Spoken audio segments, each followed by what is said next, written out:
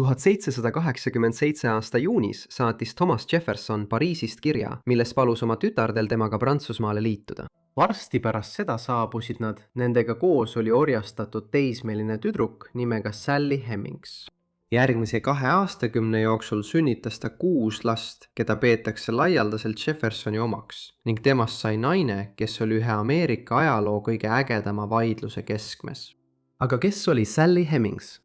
Ja mis tegelikult juhtus tema ja selle riigi rajaja vahel? Me ei tea tegelikult, millal Sally Hemings sündis. 18. sajandiks oli olemas üha rohkem erinevaid dokumente, mis võimaldasid meil kindlaks teha inimeste sünnikuupäeva, eriti ristimisdokumendid, kuid need kehtisid peamiselt vabade ameeriklaste kohta. Me ei saa olla täiesti kindlad, millal orjastatud inimesed sündisid, kuigi Sally Hemingsi puhul arvatakse üldiselt, et ta sündis umbes 1773. aastal Charles City maakonnas Inglise Virginia koloonias. Taustaks, sel ajal oli Thomas Jefferson 30 aastat vana, samal ajal kui Bostoni teepidu, mis oli oluline sündmus Ameerika iseseisvussõja eelõhtul, toimus 1773 aasta detsembris. Seega kasvas Sally üles sõja taustal, kuigi tema kujunemise aastad 1780. ja 1790. aastatel olid palju rahulikumad. Sally ema oli Elizabeth Hemings, orjastatud naine, keda hoidis orjuses Virginia istanduse omanik John Wales. Arvatakse, et Elizabeth sündis Lääne-Aafrikast pärit naise ja valge istanduse omaniku tütrena. Tal oli 6 last oma orjastaja Walesiga, kellest üks oli Sally. See tähendab, et ema ja emapoolse vanaema kaudu oli Sally Lääne-Aafrika päritolu, kuid 3 tema 4 vanavanemast olid valge Euroopa päritolu. Tolleaegsete rassiklassifikatsioonide järgi oleks teda peetud kvadrooniks. Kaasaegsed kirjeldused iseloomustasid teda järjekindlalt kui kena välimusega ja väga heleda nahaga, mis peegeldas tema valdavalt Euroopa päritolu. Sally ei tundnud kunagi oma isa, ükskõik kui kummaline see suhe ka poleks olnud. 1773. aasta mais suri John Wales. Seega võis ta Sallyst varem surra.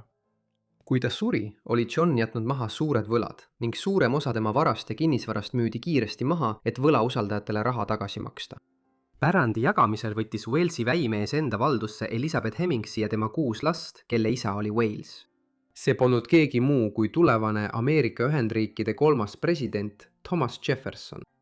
Juba 1770. aastal hakkas ta kurameerima Walesi tütre Marthaga ning lõpuks abiellusid nad 1772 aastal. Sel ajal oli Jefferson Virginia advokaat ja istanduse omanik, kuid ta oli noor mees ega olnud veel see riikliku tähtsusega isik, kelleks ta sai pärast sõda Suurbritanniaga. Ometi tähistas see näiliselt juhuslik perekondlik side ühe suhte algust, millest sai üks vastuolulisemaid ja enim arutletud lugusid Ameerika ajaloos. Sel ajal, kui Sally Hemings koos oma ema ja õdede-vendadega Jeffersoni omandusse sattus, oli ta just ehitanud oma kuulsa Monticello mõisa Virginia osariigi Albemarle'i maakonda. Nii kasvas Sally suurel määral just siin üles. Jefferson ja tema abikaasa Martha Wales olid väga lähedased ning jagasid huvisid nagu muusika, kirjandus ja ratsutamine. Neil sündis kokku 6 last, kuid traagiliselt suri enamik nende lastest juba imikueas. Ainult 2 nende last, Martha ja Mary ehk Polly, elasid täiskasvanueani. Meil on palju teadmata, mis Sallyga tema nooruses juhtus, kuid on selge, et tema ja ta õed-vennad olid Monticello orjade seas sotsiaalse hierarhia tipus, lihtsal põhjusel, et nad olid Martha Walesi poolõed ja vennad. Seetõttu töötasid Sally ja tema õed-vennad Monticello majapidamises ning ta sai Martha ja Polliga lähedaseks, kui nad üles kasvasid, sest nad olid kõik umbes ühevanused. Ometi hakkasid istanduse elu rutiine üha enam varjutama sündmused väljaspool Virginiat.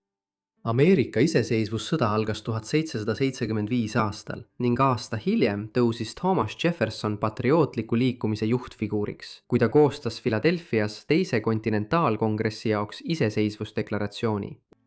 Jeffersoni tõus jätkus 1779 aastal, kui ta valiti Virginia kuberneriks.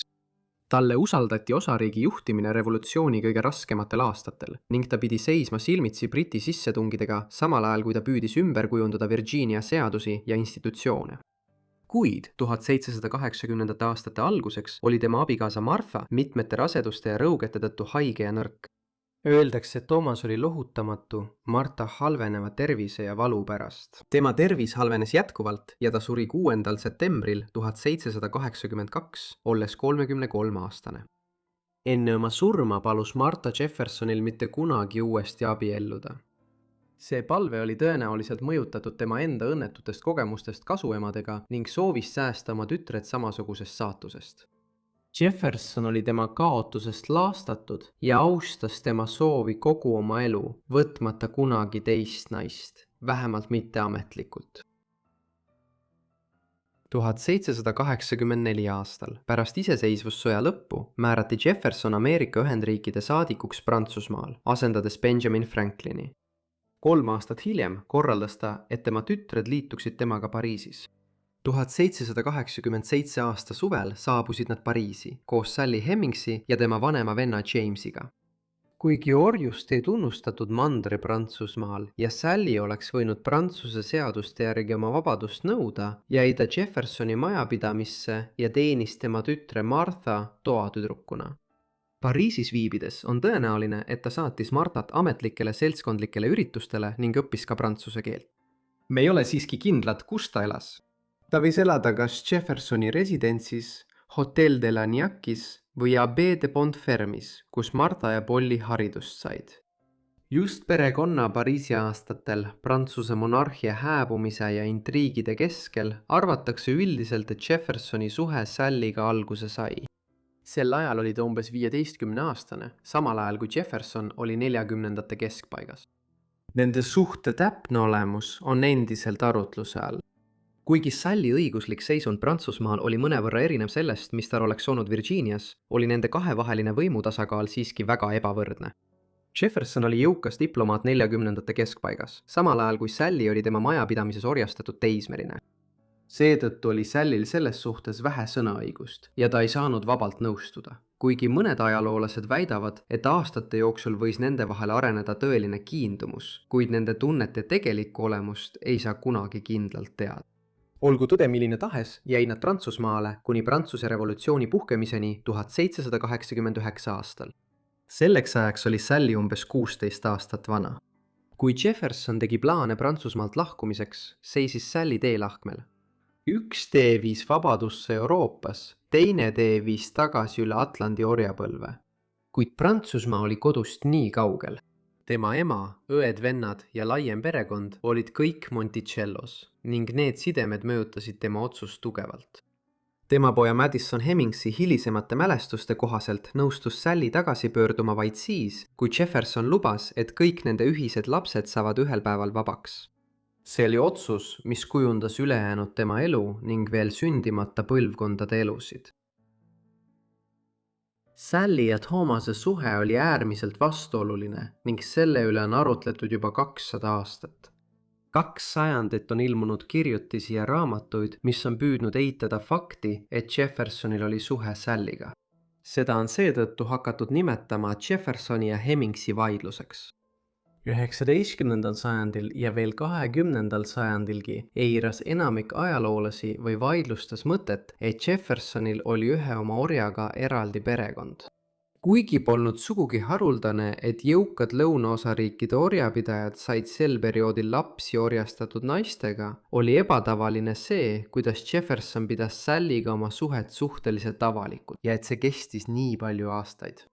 Pärast Ameerika Ühendriikidesse naasmist arvatakse, et Sallyl oli Jeffersoniga 6 last. Esimene, tütar nimega Harriet, sündis 1795 aastal. Ta suri 2 aastat hiljem, 1797 aasta detsembris. Teine tütar, kelle nimi oli tõenäoliselt Thea, suri imikueas. 4 lapse seast, kes elasid üle imikuea, olid 3 pojad. Need olid William Beverly, sündinud 1798 aastal, James Madison 1805 aastal ja Eston 1808 aastal. Samuti oli neil veel üks tütar nimega Harriet, sündinud 1801 aastal, kasutades uuesti oma esimese, nüüdseks surnud lapse nime. Seega sündisid 3 Sally väidetavat last, kelle ta sai Thomas Jeffersoniga ajal, mil ta oli Ameerika Ühendriikide president aastatel 1801–1809. Just Jeffersoni presidendi aja jooksul hakkasid levima esimesed väited nende suhte kohta. kuulujutud olid ringelnud juba 1790-ndatest, kuid 1802 aastal väitis ajakirjanik James T. Callender, endine liitlane, kellest oli saanud poliitiline vaenlane, et Jefferson pidas ühe omaenda orja armukesena ja oli temaga saanud mitu last. Lugu levis kiiresti ajalehtedes ja sai Jeffersoni kriitikute lemmikrünnakuks. Jefferson ise ei käsitlenud neid süüdistusi kunagi avalikult, kuigi tema perekonnaliikmed tegid seda. 1850-ndatel väitis tema vanim pojapoeg Thomas Jefferson Randolph, et Sally laste isa ei olnud Jefferson, vaid tema vennapoeg Peter Carr. Siiski näib tänapäeval olevat vähe kahtlust, arvestades rohkelt dokumentaalset tõendusmaterjali ning Sally järeltulijate poolt 1998 aastal tehtud DNA uuringuid, et Jefferson oli Sally laste isa. Veel üks ebatavaline asi, mis puudutab Sally lapsi ja mis näib kinnitavat mõtet, et Thomas oli nende isa, pärineb tema arveraamatust. See oli arveraamat, mida ta pidas oma äritegevuse kohta Virginias asuval istandusel. Siia kirjutas ta üles oma valduses olevate orjade sünnid ja surmad.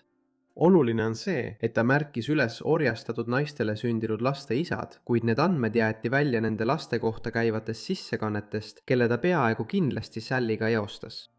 Hoolimata tohutust tõendite hulgast, mis toetasid ideed, et Thomas oli Sally 6 lapse isa, ei leidnud see teooria laiemat tunnustust enne 20. sajandi teist poolt. Kui Ameerika Ühendriikides 1950-ndatel ja 1960-ndatel aastatel kodanikuõiguste liikumine hoogustus, hakati sellest USA presidendi ajaloo aspektist rohkem rääkima ja sellest kirjutati laialdaselt. Siiski jätkab väike hulk kriitikuid Jeffersoni isaduse vaidlustamist. Nad märgivad, et DNA testimine suudab tuvastada Jeffersoni meesliini, kuid ei suuda eristada üksikuid Jeffersoni mehi, mistõttu mõned on pakkunud alternatiivseteks kandidaatideks näiteks Jeffersoni noorema venna Randolphi. Teised on spekuleerinud, et Sally Hemingsil võis olla suhteid ka teiste meestega.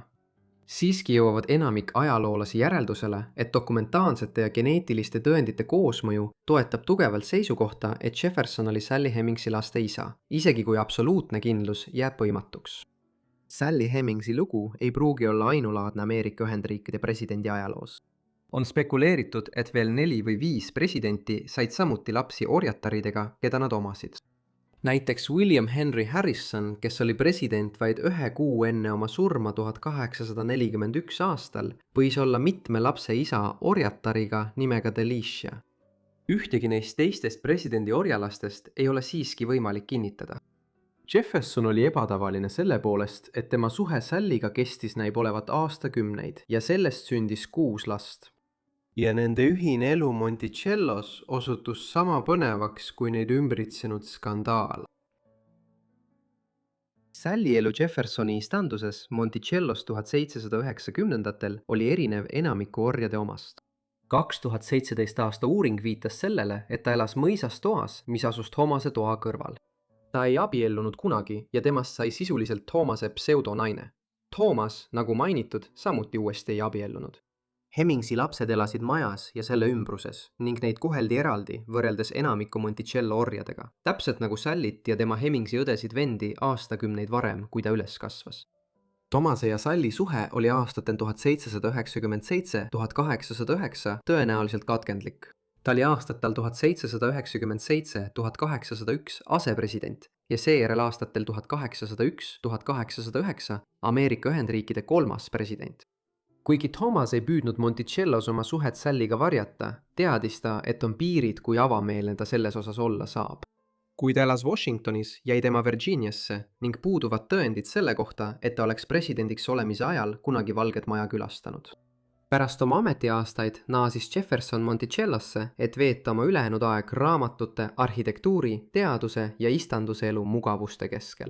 Kuid Sally ja tema laste jaoks oli tulevik palju ebakindlam. Virginias seadus ei lubanud orjadel abielluda, samamoodi nagu vabad inimesed said abielluda. Sellest hoolimata moodustasid paljud orjastatud paarid stabiilseid vabaabielulisi suhteid. See ei kehtinud Sally Hemingsi kohta ning jääb mulje, et teda peeti Thomas Jeffersoni konkubiiniks või nääredal mitteametlikuks naiseks väga paljude aastate jooksul. Ta jätkas elamist peamaja sees ja selle ümbruses istanduse alal, kus 100 orjastatud inimesed elasid teistes kõrvalhoonetes ja orjamajades. Thomas elas tolle aja kohta väga vanaks, surres alles 1826 aastal. 83-aastaselt. Kui ta suri, oli Sally teoreetiliselt endiselt ori.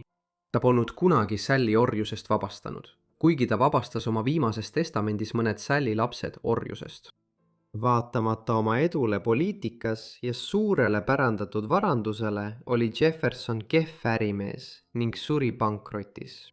Seetõttu müüs Martha Jefferson suure osa tema varast maha, et tema võlgu tasuda. See tähendas, et enamik Thomase orjadest müüdi oksjonil maha, kuid Sally nende hulgas ei olnud. Martha, kes oli samuti Sally poolõetütar, lubas tal seejärel sisuliselt vabana elada. Ta veetis oma viimased aastad Charlottesville'is koos 2 oma pojaga ja nende peredega. Ta suri seal 1835 aastal umbes 62-aastaselt. Nagu mainitud, 2 Sally last surid imikueas. Harrietil lubati Monticellost lahkuda 1822 aastal ja Thomas andis talle lahkumisel isegi suure summa raha, $50. Kuigi ta oli tol ajal veel seaduslikult ori, ei püüdnud Jefferson teda kunagi tagasi oma Virginias asuvasse mõisasse tuua. Pole selge, mis temaga juhtus. Ta kirjutas oma õdedele-vendadele aeg-ajalt mõne aasta jooksul pärast lahkumist 1822 aastal, kuid seejärel kaob ta suuresti ajaloolistest allikatest. William Beverly Hemmings pandi 1812 aastal 14-aastaselt õpipoisiks oskusliku puusepa John Hemmingsi oma onu juurde. Kuigi Jefferson ei vabastanud teda kunagi ametlikult, lubati Beverlyl noore mehena Monticellost lahkuda ja iseseisvat elu alustada. Õiguslikus mõttes jäi ta orjusesse, kuid tegelikkuses sai ta ilma ametliku vabastamiseta vabaduse. Ta otsustas täiskasvanuna end valge mehena määratleda, mis näitab, kui heleda nahaga olid Sally ja Thomase suhtes sündinud lapsed. Eston ja Madison Hemmings vabastas Thomas ametlikult oma viimases testamendis. Pärast nende ema surma 1835 aastal kolisid nad koos oma peredega Ohiosse, vaba osariiki, mis koges 19. sajandi esimesel poolel tohutut asustuskasvu. Estoni perekond kolis hiljem 1850. aastate alguses edasi Wisconsini. Ta suri mõned aastad hiljem, 1856 aastal. Üks tema poegadest, John, oli silmapaistev liidu väejuht Ameerika kodusõjas. Madison ja tema perekond elasid Ohios kuni tema surmani 1873 aastal. Samal aastal avaldas ta Ohios ajalehes artikli, milles väitis hiljem, et tema ja tema õed-vennad olid Ameerika Ühendriikide 3. presidendi sohilapsed. 1998 aastal tehtud DNA-st toorugevaid tõendeid, mis seostasid Sally Hemmingsi järeltulijad Jeffersoni perekonnaga ning tema järeltulijad elavad nüüd üle kogu Ameerika Ühendriikide. Ometi ei ole Sally Hemmingsi lugu erandlik, sellepärast et see juhtus. Kümnetel miljonitel ameeriklastel on esivanem, kes oli mingil moel seotud suhtega istanduse omanike ja orjastatute vahel. Mis teeb tema loo erakordseks, on see, et see on säilinud. Põlvkondade jooksul tehti jõupingutusi selle eitamiseks, mahavaikimiseks või varjamiseks. Lõpuks osutus tõde siiski raskemaks maha matta kui inimesed, kes selle läbi elasid. Suur tänu kõigile, et vaatasite seda videot Sally Hemmingsi kohta. Loodan, et teile meeldis ja pidasite seda huvitavaks. Andke kommentaarides teada, mida arvasite tema elust ja kui soovite rohkem sellistel teemadel videoid, andke ka sellest teada. Ja kui soovite rohkem sellistel teemadel videoid, andke ka sellest kommentaarides teada. Loodan, et olete minu kanalit tellinud ja teavitusmärguanded sisse lülitanud, et saada kõik minu videod kohe, kui need üles laend. Igal juhul, see on kõik minu poolt, nii et kohtume järgmises Forgotten Livesi videos. Aitäh!